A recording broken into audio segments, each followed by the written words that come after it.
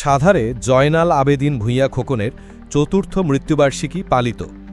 তথ্যচিত্রে মোহাম্মদ আসিফুজ্জামান আসিফ, সাভার প্রতিনিধি।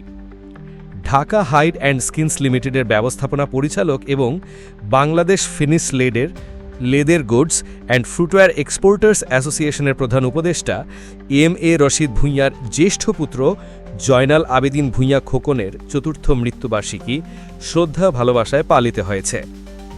রবিবার ১১ মে বিকেলে সাভারের তেঁতুলঝোড়া ইউনিয়নের হেমায়েতপুরের হরিণধরা এলাকায় অবস্থিত চামড়া শিল্পনগরীতে Dhaka hide and skins limited কারখানা প্রাঙ্গণে দোয়া মাহফিলের আয়োজন করা হয়। অনুষ্ঠান মরহমের আত্মীয়স্বজন, বন্ধুবান্ধব, কারখানার কর্মকর্তা কর্মচারী, শ্রমিক ও স্থানীয় বাসিন্দারা অংশ নেন। সবাই মরহমের স্মৃতিচারণ করেন এবং তার আত্মার মাগফিরাত কামনায় বিশেষ মোনাজাত করা হয়। উল্লেখ্য, জয়নাল আবেদিন ভূঁইয়া খোকন ২০২১ সালের ২৬ জুলাই কিডনিজনিত রোগে আক্রান্ত হয়ে রাজধানী স্কয়ার হাসপাতালে ইন্তেকাল করেন। মৃত্যুকালে তিনি স্ত্রী, সন্তান ও অসংখ্য শুভাকাঙ্ক্ষী রেখে যান।